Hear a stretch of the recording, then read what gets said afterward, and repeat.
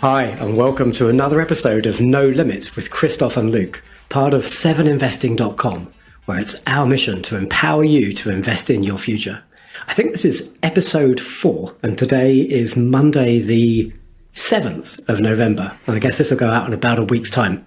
How you doing, buddy? I'm doing all right, Luke. We're getting to be old hands at this, huh? 4 episodes in, yeah. When we get 40, I think we'll be old hands. So you've been in New Orleans for the last couple of days. What have you been up to? Yeah, I just came back. That place is the most unique place in all of the United States. And it was my first time back in a while.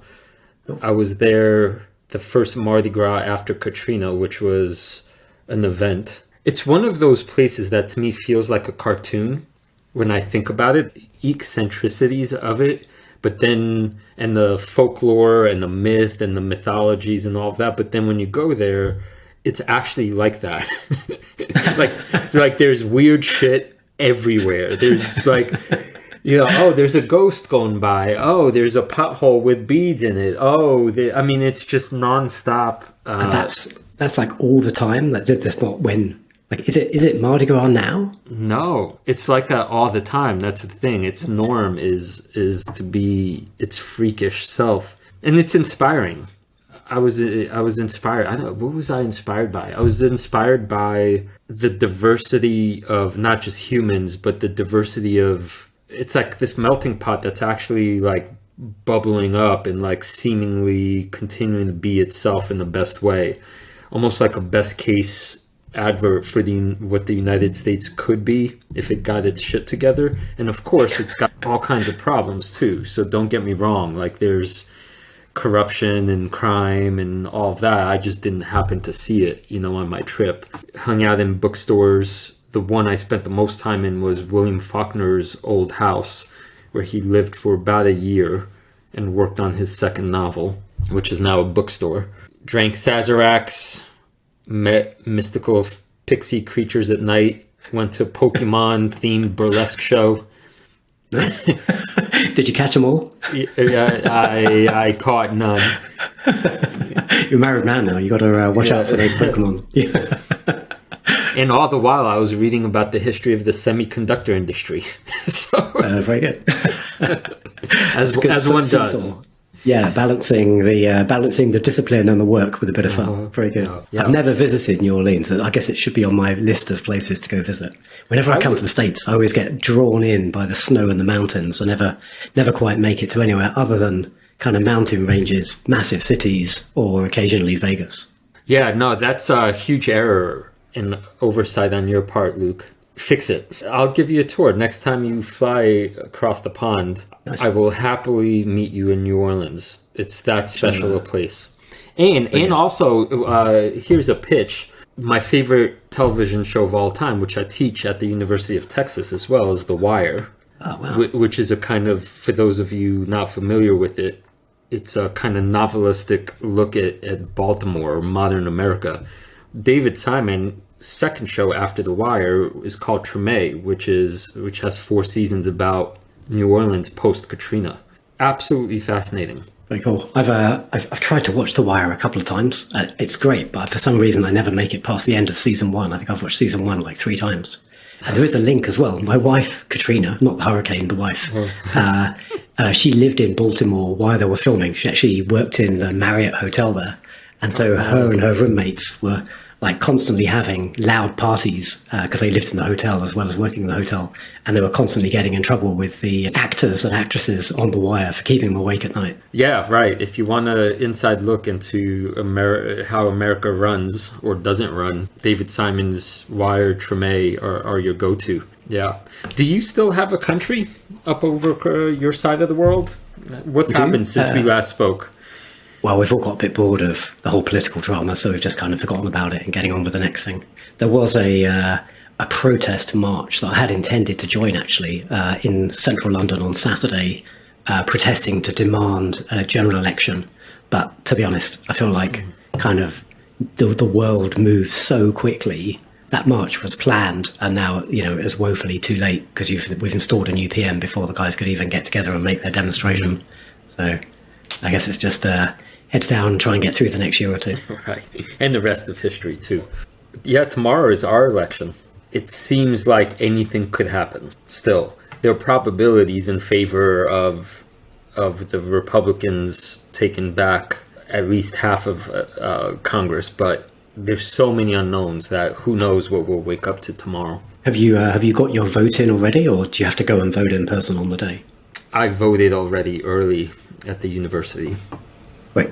Yeah. We have this is one thing that kind of infuriates me a little bit. Like, people complain about politics, but then they don't make the effort to vote. And I don't know what happens in the US. Like in the UK now, it is super easy. You register to vote by mail and you get your ballot paper like a couple of weeks ahead. You can spend your time kind of researching it, or you can just tick the box, you pop it back in the post box, and that's it. You're done. You've exercised your democratic right. Yeah. It should be mandatory. Agreed. I mean, it's a serious topic too. I mean, people die for the right to vote, and then, but on the flip side is, I guess, the malfeasance involved in making it harder, or it's such a mess. You know, if you can't reliably trust your own institution's voting apparatus, Yep. what can you trust? And so, in order to make it, say, a little more proper, there are all these roadblocks put in place, and that deters people from voting potentially, and the gerrymandering, and it's such a mess.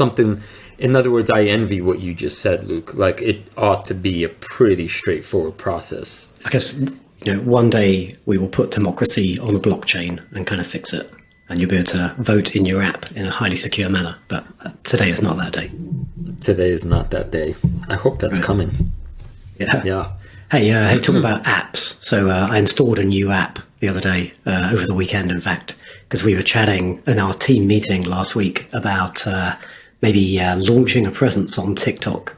And our director of marketing, Sam Bailey, was espousing how good the Washington Post TikTok was. So I installed TikTok at the weekend. My God, that is a terrifying app. It is just horrifically addictive.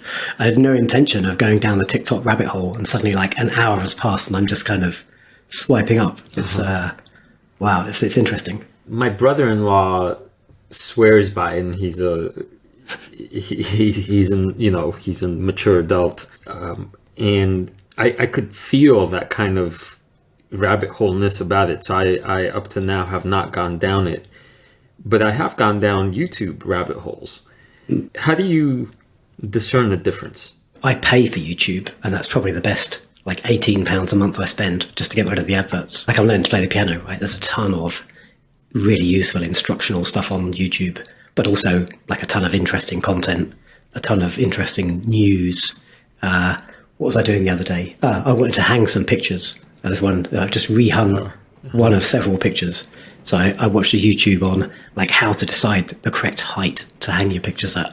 And there is an official gallery height, which is 145 centimeters to the midpoint. So I've been going around with like measuring tapes and rulers and things. Yeah. So what's the difference though? That doesn't sound like a rabbit hole. That sounds useful and, I guess, educational. But you're saying what about TikTok? I mean, it's super engaging and addictive, and that little sort of adrenaline buzz, or dopamine buzz, whenever you kind of watch the next thing. But one thing that is quite interesting, and I kind of knew about it in theory, but hadn't experienced it, is you don't follow, or you can follow people, I think, but it's more that it starts pushing content to you based on like how long you've spent watching various things. So, watch a cat video for a little too long, and suddenly like your whole feed is every third thing is a cat video. So it's quite interesting, I suppose, in terms of maybe telling you about your preferences and the kind of content you want to consume in a way that you might not even be conscious of. But I guess to me that still sounds similar to YouTube. Maybe it's just because I'm a new user of TikTok, but I generally go to YouTube with like a mission. I'm going to find out something specific. Whereas, I know I'm just trying to understand TikTok because I might suddenly, have to create an account. Sam said we have to be, dynamic and full of energy. So I thought I'd watch some TikToks. I'm not sure I've got quite the dance moves in me though. We need to step an investing dance. Yeah. all my life I've just relied on my beauty and charm to get me through. I don't know if doing a song and dance is in my cards. That's asking a whole lot. Yeah. If we can get Matt Cochran to do the 7 investing dance, then okay. we're going for gold. Yeah. So you want to talk about Elon and Twitter as another app that has a big shakeup? Yeah. What's happening there? Well, I have no idea, Luke. I have zero idea what's going on there. But I am sensitive to I guess I would just call it confirmation bias. I was thinking about it this morning, that the people who came in predisposed to view him as a problem or problem child, are complaining, $8, how dare you charge me $8 for something that might really improve the service, right? And the people that are part of his crew are supporting all the efforts and saying this is correct and you're going to improve the operations of this thing and you're going to make it that much better. And it's just so fascinating how the human mind just can't, or has such a hard time trying to assess something objectively. And it makes me feel weird thinking that I'm sort of seeing this objectively and thinking like, why? Like all of a sudden I doubt my own perceptions. So what's your view? Do you think the plan to make Twitter kind of less dependent on advertising revenue and to pull in revenue based on, millions of $8 a month, is that a good direction of travel for the company? This is something I think I'll circle back to when we talk about operational excellence. I know that's on our agenda today, but I have faith in Musk as an operational genius. So whatever other political leanings he may or may not have, or provocatorish things, I know he could execute. And so Twitter as a stock had kind of floundered for such a long time, and you could feel there's so much potential here, right? Yeah. And so he comes in and immediately starts executing. That might be a poor choice of word, but he fires. He trims a lot of fat, and in place of that, he's asking $8, right, from people who would benefit tremendous amount if in fact we get rid of the spam and the bots and if verification itself is solved. So the question is, for me, is $8 worth an immense amount of value if let's on the assumption that it's done correctly, and the probability here is that it will be done correctly.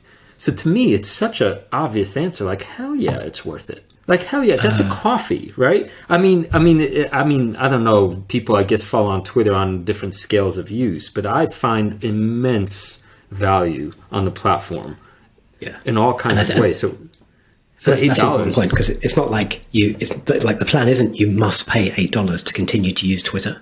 The plan is you pay your $8 a month and then you're verified. And if verification actually has some teeth, like if it's equivalent to the KYC, for example, that financial apps do, then you're relatively confident you're engaging with an authentic person or an authentic news source.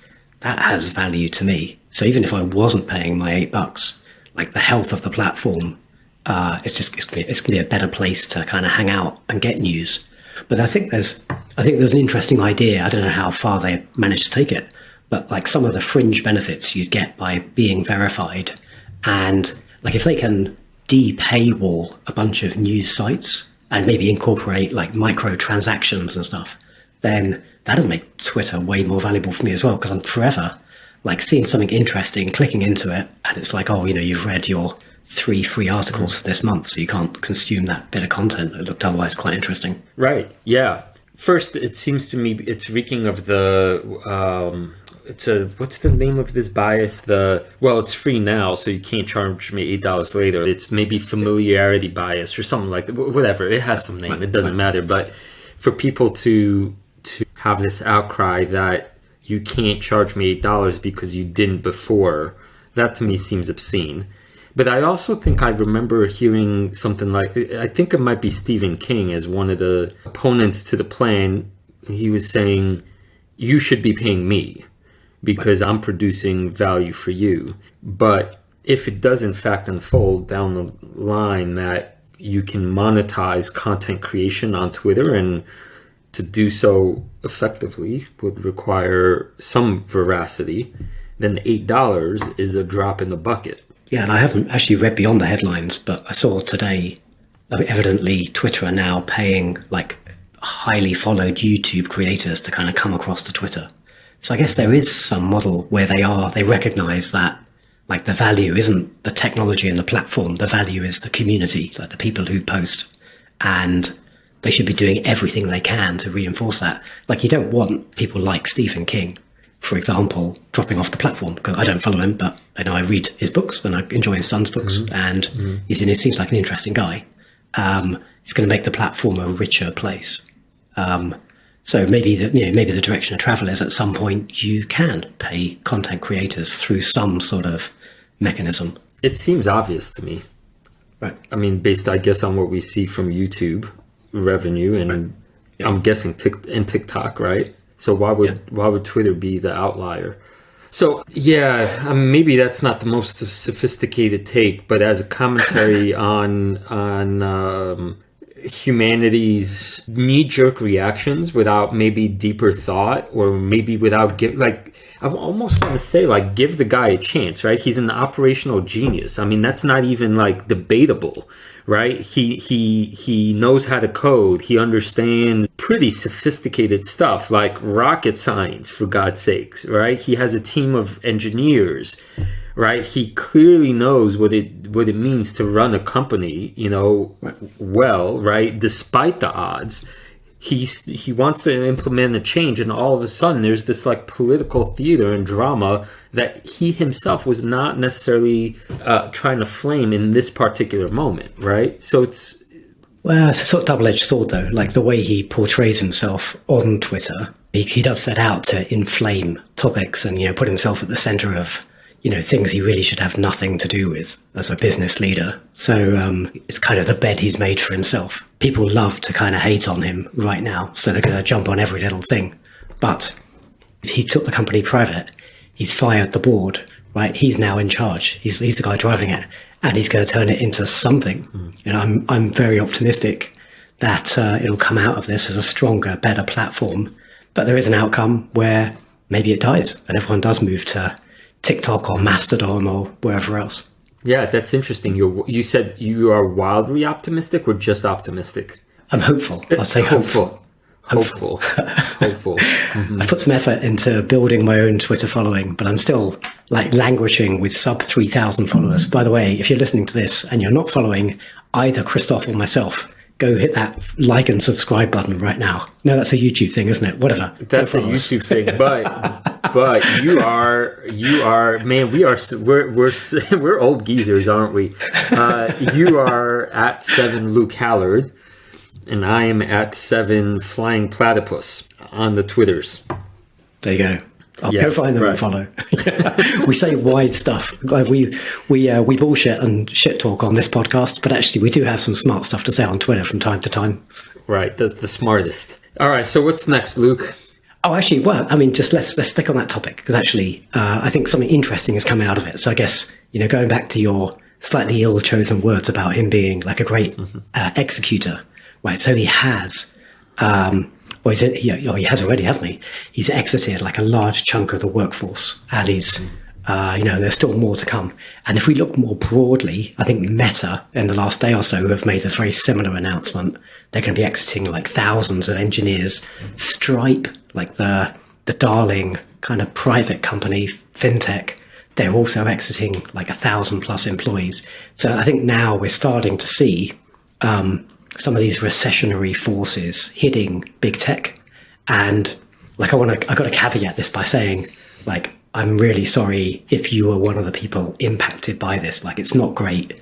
But I'm sure if you're coming out of Twitter, if you're coming out of Meta or Stripe, I imagine you're a pretty talented person, and you're not going to have a problem finding another job in tech. But I think there is something interesting here as a shareholder of many of these companies. And it relates to kind of stock-based comp and compensation generally. Like it's just gotten out of hand. I don't know what your views are over the last couple of years. And these companies that have been on a mission to kind of, growth at all costs, to get there, they've had to overpay essentially. And they've now set this, in my view, as someone who doesn't work in that industry, I suppose, this sort of unhealthy expectation around kind of salaries and stock awards. And it's not great for shareholders. I'm going to stick some numbers. I'll pop them up on the edited video. But I've shared a few percentages with you. Some companies, if I kind of look down the list, like UiPath, a market cap of just under $6 billion, and they're paying out over $500 million in stock-based comp. So what that means is they're effectively diluting the company by more than 8% a year. That's a crazy number. And they're not alone. As in this very quick kind of screener I put together, there's like 20 companies here. Okta, Snap, Splunk, Wix, DocuSign, Palantir, that are, they're really, it's a very shareholder unfriendly approach. And so, like, I'm not saying that a few thousand tech employees coming onto the market is going to change anything directly, because must be like tens of thousands or more folk working in this industry. But it's more, maybe if you're the CEO of one of these companies, like say DocuSign, they've got their own pretty horrible problems that they're wrangling with right now.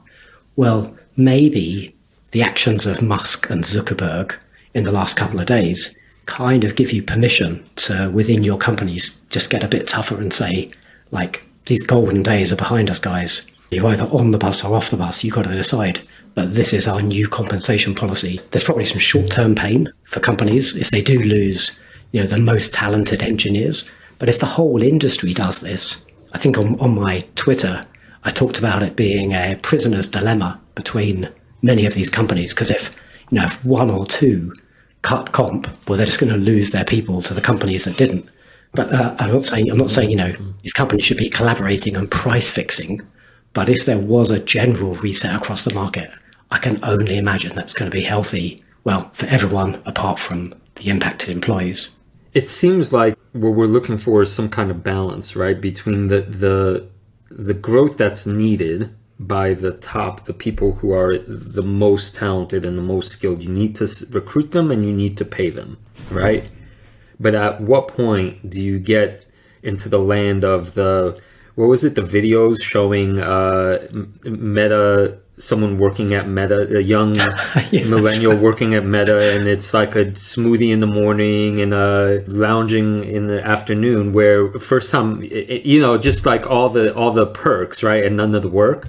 And when I first came across that video on our 7 Investing Slack channel, I assumed it was a parody, right? But I believe Steve said it's not a parody,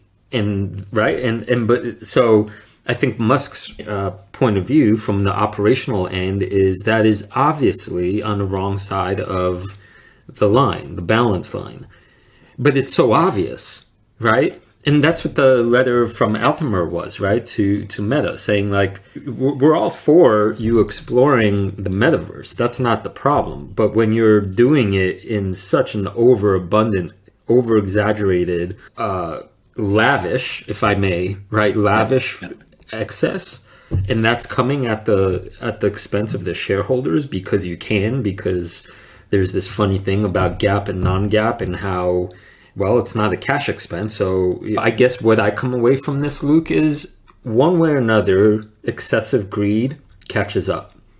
Yeah. Right? I mean, nobody has figured out how to really rig the game and in the end not get caught. And it seems like the moment we're in, if I think about it, as the multiples get compressed severely by the highest performing companies, the only ones that really stand a chance to rebound and return to their glories are the free cash flow positive, operationally, the ones that have all along not been deceiving themselves or the shareholders. That sort of change in the last year, I suppose, as valuations have reset, right? Everybody, I used to be, blindly investing in my own portfolio in some of these growth at all costs companies. But now, they have suffered the hardest without doubt. And so if a company can make more modest, consistent growth, but profitable growth, they're growing within, within their ability to spend and control costs, that's much more, I have much higher conviction in those positions in my portfolio today. We'll talk a bit later. I want to talk a bit about portfolio construction and how I think about some of the stocks in my portfolio.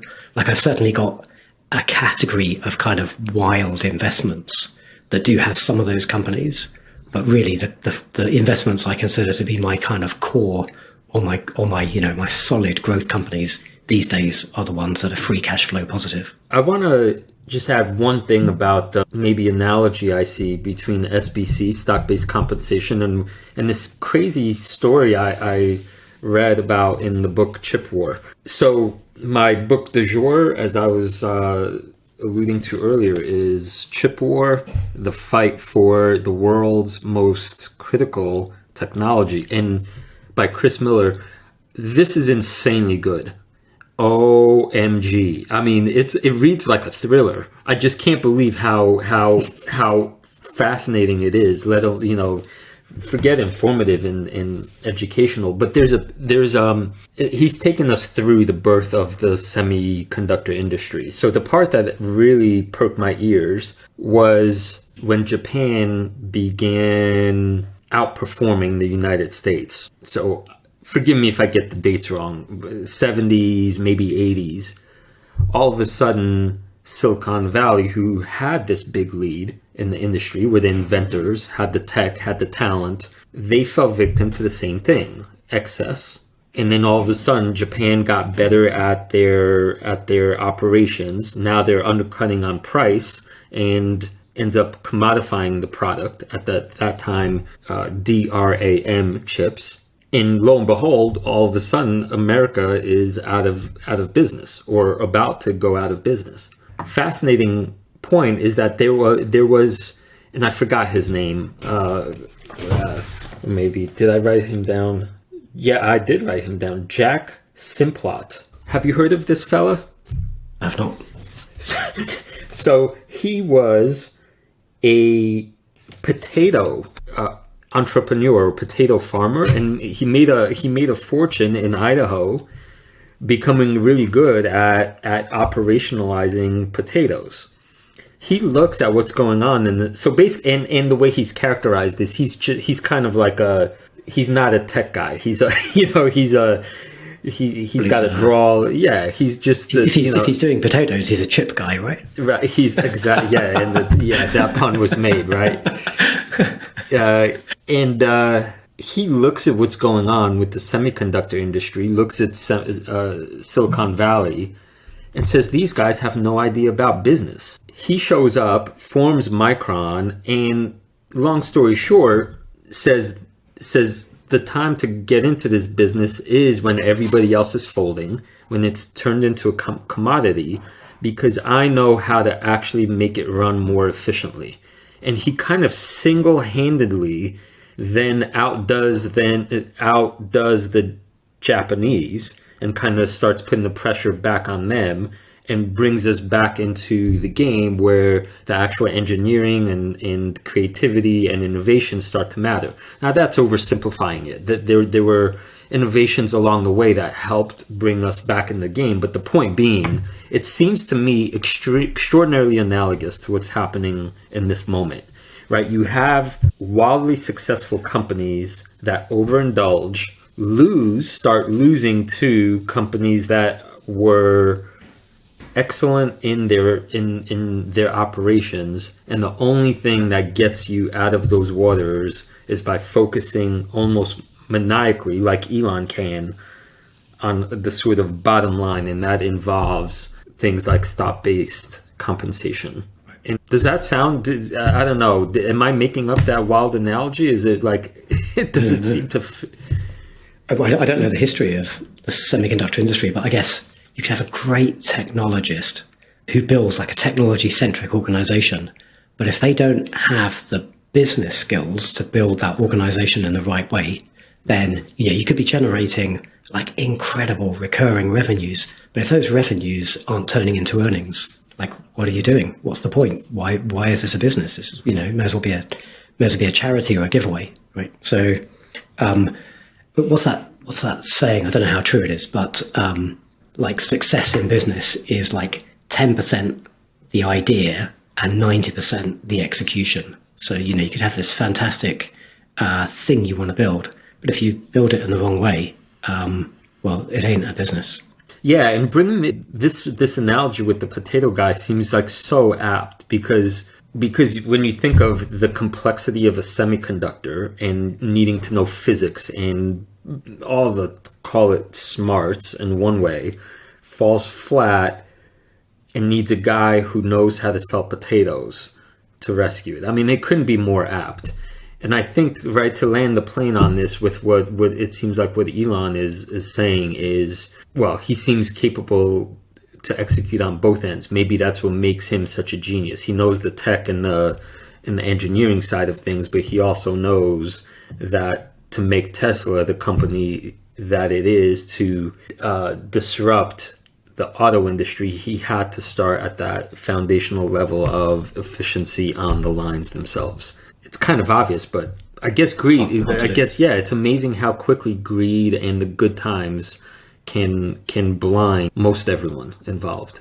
I suppose at the same time as kind of criticizing these companies that pay crazy levels of stock-based comp, like, I'm not making an accusation at the CEOs of these companies, but as well as, enriching their developers, they are lining their own pockets, right? There's some stock-based compensation, these massive comp packages are diluting shareholders by 8+%. That's really going to insiders. So are they dumb businessmen? Maybe not, right? Maybe they're just they're just kind of focused inwards rather than on shareholder value. That's not how you build a successful generational business. But if your goal is to make away like a bank robber, then no, it's a way of doing it. Yeah. So tell me about a turkey voting for Christmas. Well, I suppose that is that point, right? That I was saying earlier, and I said on my Twitter, in some ways, these CEOs have now got permission to, maybe reset comp, but are they actually motivated to do that? Because if they reset comp, well, the expectation is they're going to be resetting their own compensation at the same time. If you take someone like George Kurtz, CEO of and founder of CrowdStrike, like it's clearly, he's described this as his life's work, and I've listened to him talk about the company on different podcasts. Right, I certainly feel it's one of my core holdings. I certainly feel that he's built that company in the right way, and he's got all parties, including shareholders and customers, and the industry's best interests in mind. I get the impression he's certainly not trying to enrich insiders, but then there are many peer companies that perhaps aren't taking that same long vision, and so in some ways you can't argue with. Well, you can argue, but the only impact you have is by selling your stock, right? Because if we're shareholders in these companies, effectively we're endorsing the decisions of leadership. Yeah, agreed. Should we talk about something a bit lighter? We should do a mini advert break. Now, I had dinner with a buddy, Mike, at the weekend, and he's quite enjoyed the podcast, but he criticised us on being pretty low energy with our advert. So we need a high energy kind of support for Seven Investing, because we'd like to talk about the company itself. And I thought an interesting thing I'd like to ask you about. So we did our deep dive videos a couple of weeks ago, I guess now, for our November recommendations. And you got a bit of a grilling on your deep dive from the team. And so I wonder what your thoughts are on that, and how that potentially makes the service extra valuable for members. Yeah, we need more of that. We need a lot more of that. Confirmation bias and everything associated with that is, I would rank as one of the most deadly sins to commit as an investor. And of course, when we're researching companies and we're diving deeply into a particular segment, it's so easy to start just seeing what you want to see and buying what the company's selling. And even if awareness is sometimes not enough. I can't think of a more valuable thing that a service like ours provides than having 7 of us having each other's backs on the one hand, but on the other hand, the whole point is to make money for our members. And if we're doing our jobs correctly, it's not to be yes men. Yep. Right? Which is tricky because we're all colleagues, right? And it's such a difficult thing to do diplomatically, right? When I got that pushback, it's like, yeah, they're good. It made me feel like I did my job in the sense that, okay, I presented a bullish case, but there's an obvious red flag there. Thank goodness somebody saw it or, raised their objection. And that doesn't necessarily mean, of course, that they're right either, but at least the conversation then is on the table, right? Yeah, no, I totally agree. It's valuable. Like, we are 7 investors who do have different opinions on some of these companies. And I think if we are respectful about that, that kind of debate and challenge, but I think that is really healthy. Kind of makes those deep dives a bit more scary to do to the team, but that's a healthy thing as well. Causes you to be that extra diligent and, have the answers to hand. Right. And I think if people see more of that, my sense is, rather than say being confused, right, like, wait a second, there's 2 people and they're saying the opposite things, they would leave that conversation with more faith in the process and then make up their own minds, which I think is what we're about, empowering you to invest in your future, right? Yeah, you got it. Teaching you how to fish. Yeah. Let's sort of close the advert out by reminding listeners that right now, I think we've still got, you can sign up for $1. That's an eighth the cost of a Twitter blue tick for a month. So for $1, you can come and check out Krzysztof's grilling that he got in his deep dive video from the 1st of November. Underselling Twitter by by a lot. Deal of the century, fellas and fellas and ladies and gents. All right, so that we good on 7, right? I think that's good effort. Hopefully Mike is happy with the energy levels. Mike, it's Monday morning for me over here, man. Also, you gotta. Luke has no excuses, but I've got plenty. Plus, obviously, the New Orleans hangover. Well, you look bright-eyed and bushy-tailed. So, so Luke, you wanna talk a little bit more about your portfolio construction? Yeah, let's do that. I just want to give a couple of minutes because something I've been dwelling on recently, I suppose, as I kind of think about my own portfolio. So. And I tweeted about this, so go check out @7 Luke Hallard and you can see some pretty pictures. But if I think about the diversification in my portfolio, this is kind of where I've come from. And I've been an investor for kind of give or take 20 years, maybe it's slightly under 20 years at the moment. And when I started out, I went from kind of indexes at the start. I started buying individual companies and I kind of went crazy. And I got up to like 60 plus different companies in my portfolio. And then maybe a kind of early 20 teens, I did some analysis and I thought, actually, I'm making pretty good decisions here.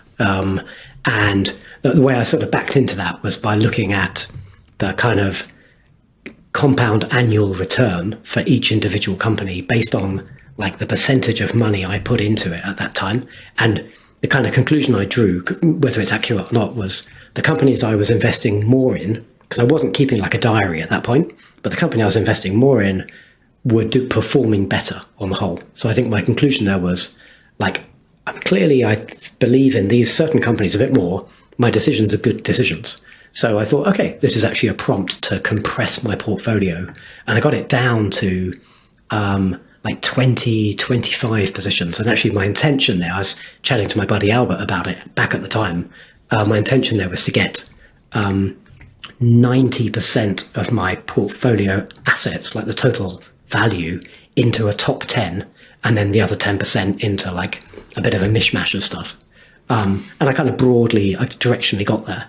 And I realized quite recently, a few months ago, I've sort of expanded up from that kind of 20, 25 stocks. And now I'm back up to, well, it turns out 48 different positions. And I half did that deliberately, but I hadn't sort of articulated to myself why I was doing that. So I wanted to just put a frame around it. And I thought I'd share that and get your views as well. And this is what I put on Twitter the other day. So I definitely consider that I've got like a core of my portfolio. So it's about 6 companies, and these, directionally, I had a good debate with Albert about this last week. Like I say, these are the companies I will never sell. Clearly, never say never, but these are companies that I own and I intend to be a shareholder of the day I die, even if I have to kind of cut them down a little bit along the journey, because I believe so firmly in their mission and that they're just incredibly well-run companies. Like one of those is CrowdStrike. Then within my portfolio, I've got my kind of growth companies. There's about 12 of those, makes up about 20% of the portfolio. And maybe you could say I'm being kind of wildly optimistic, but I expect most of those to maybe 5x, 10x over the next 10 years. So I expect, a solid return, and these companies will probably be like the main engine room of growing my portfolio kind of total value when we come out of this funk and, we kind of get back onto a kind of everybody loves growth stocks track again. Are you okay giving an example of one growth company? Yeah, one of your favorites, Cloudflare. So, very similar to CrowdStrike. But I consider CrowdStrike to be a core. In some ways, there's no difference between the cores and the growths. Like I expect the same in terms of returns from them, but maybe I've got just a bit less conviction in Cloudflare. Maybe actually, who's the CEO there? Is that Matthew Prince? I got that right? Yeah. Yep. I'm probably less keen on him as a leader than I am on George Kurtz, but clearly an incredibly strong business. I've picked sort of 2 companies that are quite similar there, but there's a kind of range of kind of slightly random, healthcare technology companies and other things in there too. But what's important is that you sense that for anyone listening, right? It sounds to me like you have a sense that there's a difference between core and growth, even though some of the core are also growing. But it's a kind of felt sense type thing, right? Like you could sleep pretty easily with the core, whereas you kind of have to keep an eye on the growth. Yeah, that's a good differentiator. Yeah, you're right. Absolutely. Yep. Although, you keep an eye on everything. But then maybe it's like this next category that's perhaps the most interesting. So when I really sort of stood back from my portfolio and said, like, how have I got from 25 stocks up to like nearly 50? Back in 5 years ago, I actually felt quite confident. I knew what was happening. And, when companies delivered good results, the valuation went up. Kind of things made sense. Like this year, things have not made a great deal of sense. Clearly companies that were like wildly over inflated valuations have reset. That made sense. But, now companies are at fairly sensible valuations, beating analysts' expectations, and the stock price is still going the wrong way. So I'm like, what's going on? I do not know. These are unusual times we're living in. So I'm certainly less confident. And so because I'm less confident, what I've done is just started to take a lot of small positions in a lot of companies. So I've now got 15 wild stocks. Typically these are like 0.5% to 1% allocations in my portfolio, probably less than that. But I've got a ton of them, and I'm hoping to add more. Like I'm trying to add at least one every month. And kind of as a bucket, this category, I sort of expect, like these are generally micro caps and small caps. I kind of expect one of these 15 or 20 to maybe 100x over the next 10 years. And if just one of them does, 50x, right, it's going to cover the rest that perhaps just kind of go nowhere. So that's the kind of rationale for that category. Because kind of things are so strange at the moment, I don't feel I can make quality stock picking decisions reliably right now because weird things are happening. So in some ways, like the more bets I place, the market will show me who the winners are over time. That's kind of the ethos behind that part of the portfolio. What are your thoughts on that? It's maybe unsurprisingly analogous to a little bit of what I've done. I think of it as the front tail of the portfolio and the back tail, and the long tail.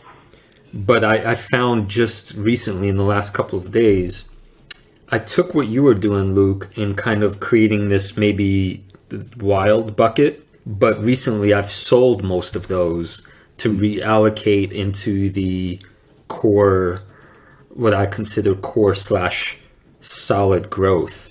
Yep. And I keep flipping likewise between I want a portfolio that's just the best of the best and without any fat versus, but wait a second, with these valuations all reset, then making a bet on one of these wild cards is going to pay off so potentially wildly or exuberantly that's incredibly tempting. And then there's the mess in the middle, I feel, of like, I love how clean a concentrated portfolio feels versus keeping up with weeds and all kinds of like crazy stories and whatnot. Where you're meeting me today with the same strategy adjustment is I sold all of those wildcard positions except for one share. So effectively, I've sold out of them. Yeah. But there's an interesting difference between owning one share and having it on your watch list, I found.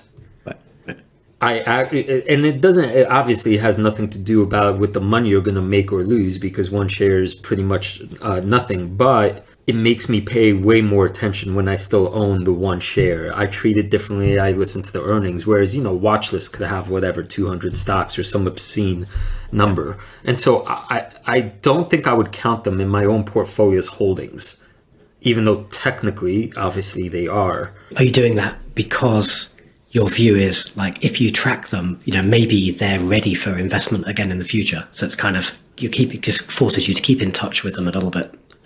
Correct. I just pay way more attention to even a company that I have one sharing. It just doesn't ever fall off the radar. And that makes a big difference.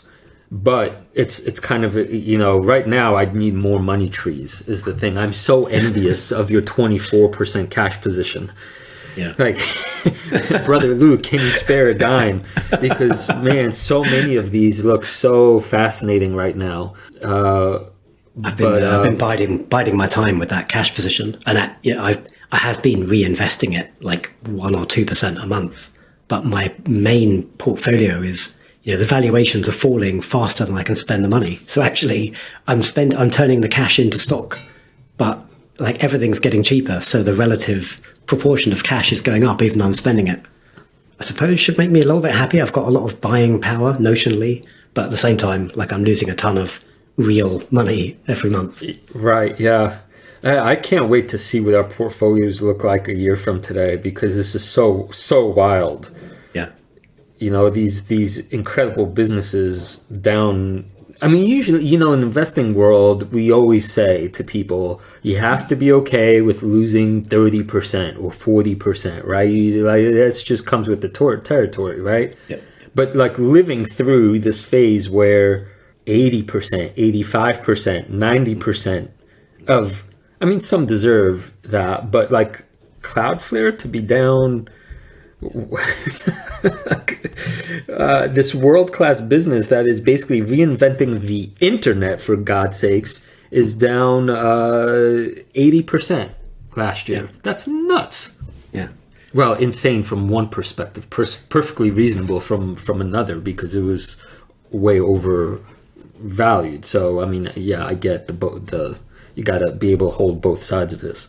You've reminded me, because I didn't talk about my worry stocks. Like, I've got an small income portfolio. I've actually got like 10 things on my worry list.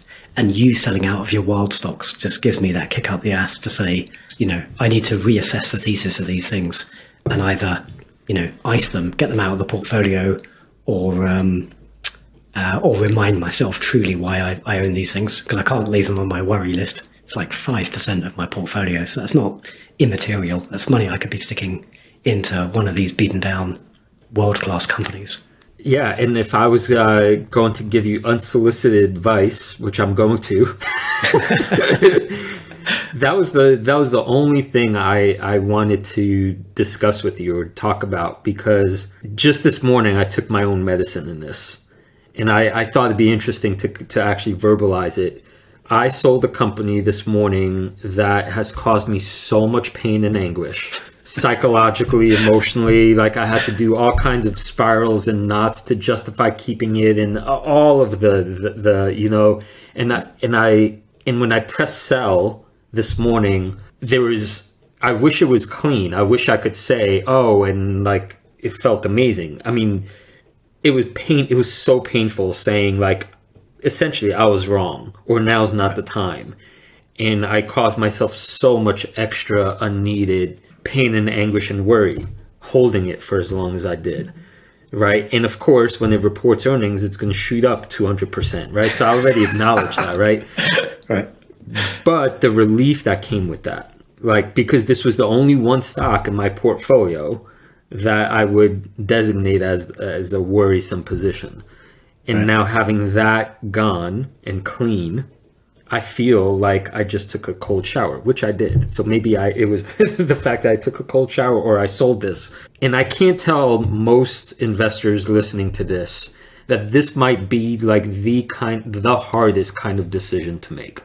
And it's probably why someone like you, Luke, who has all this experience and decades of doing this, even you still has 5% in these worry positions, because it's so fucking hard to actually say, I'm out. We're human, right? Our human emotions come into play. And, that sense of just kind of fixating on the price and like, oh, I can't sell this now. It's so low. Like, I need to get back to even. I'm just going to let it go to zero, just because but that's real money that you could take, and reinvest in something else. I was glancing at my worry list just there to kind of throw out an example or two. But, on my worry list is, actually, I'm going to pick a different example because one of them is an active 7 investing recommendation.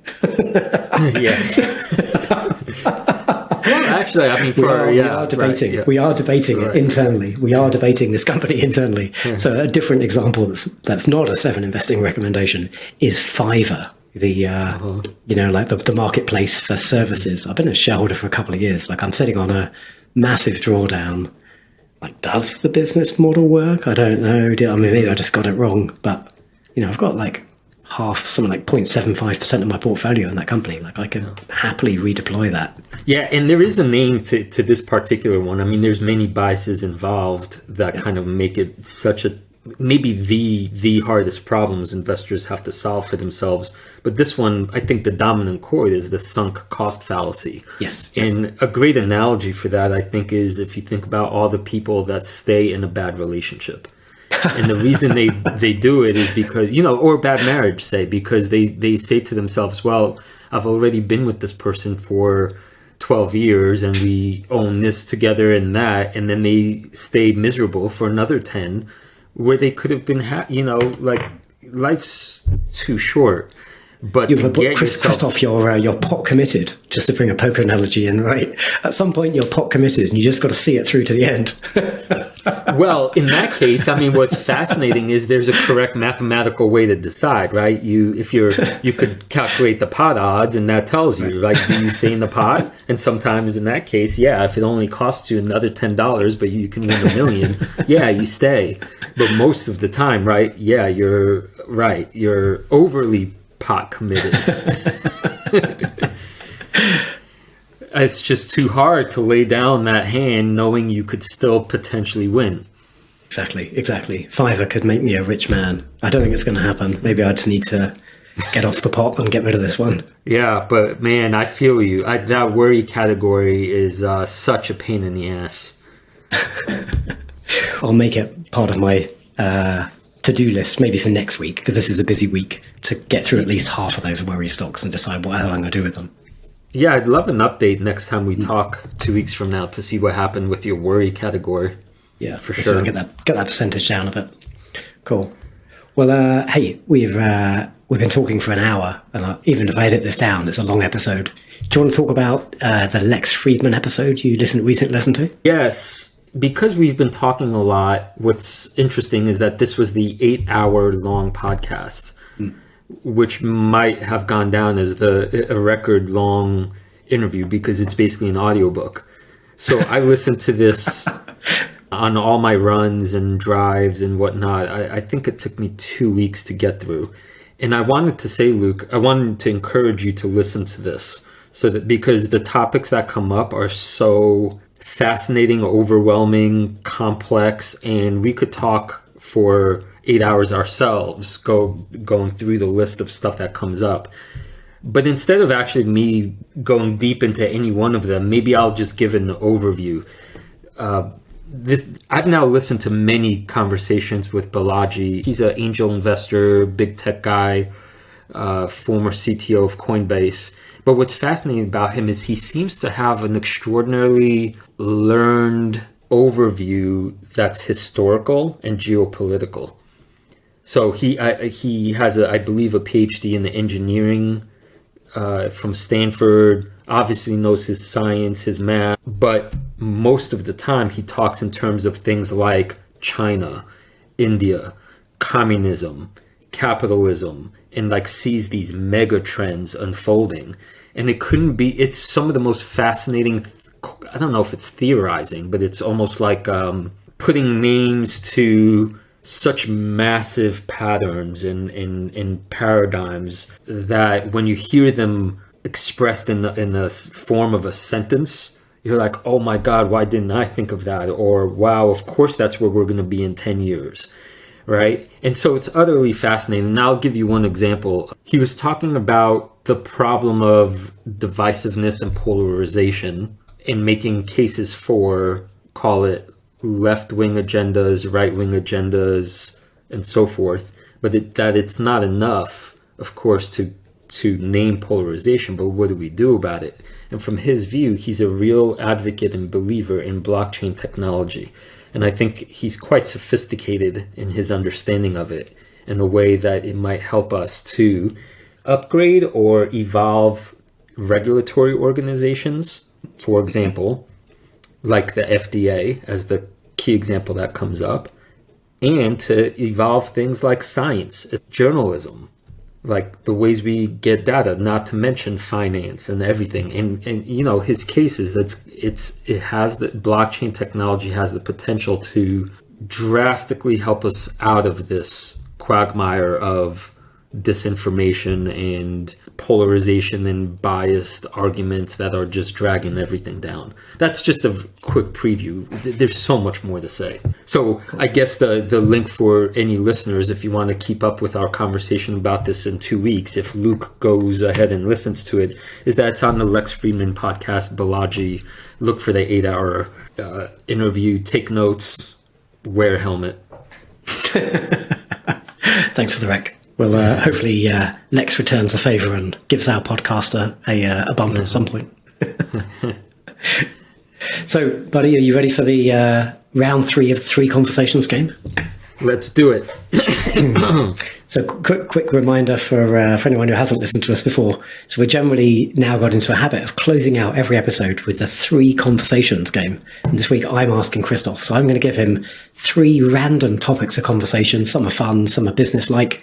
He's going to eliminate one of them that he has no interest in talking about. And then I'm going to kill the other one. And he's got to talk articulately for a minute on the one that's left. So here are your 3. Is it better to be Twitter famous or TikTok famous, and why? Is cybersecurity recession proof?